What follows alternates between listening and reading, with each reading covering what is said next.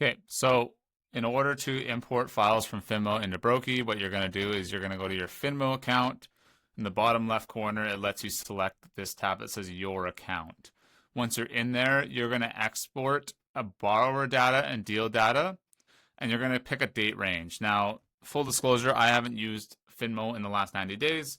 Therefore, when I do this export, it's only going to show one fake contact, but that's good because I'm trying to not disclose any of my clients' details. So you'll set your own date range, and then that's what's going to determine the files that get exported.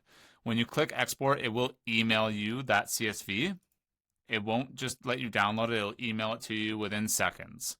So when you get that email, you're going to open up the borrower CSV file, because all we need in Broki is we need the loan code, the name, and the email. That's all we need. So we're going to go to this importer. I'm going to click choose file.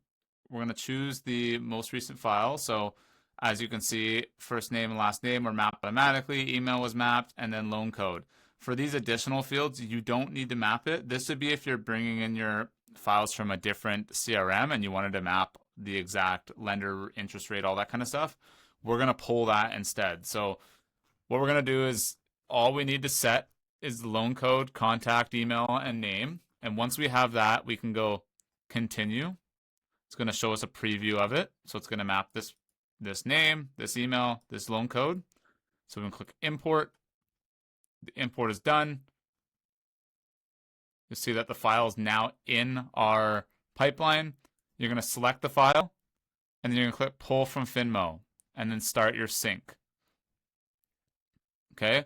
Once it's done syncing, that's going to pull all the mortgage details, the interest rates, all the other contacts on the file as well. So that is how you do a mass sync, and you can do a bunch of files at the same time. And the way you would select them is, again, you click the checkbox, and then you'll see that there's a select all option in the header.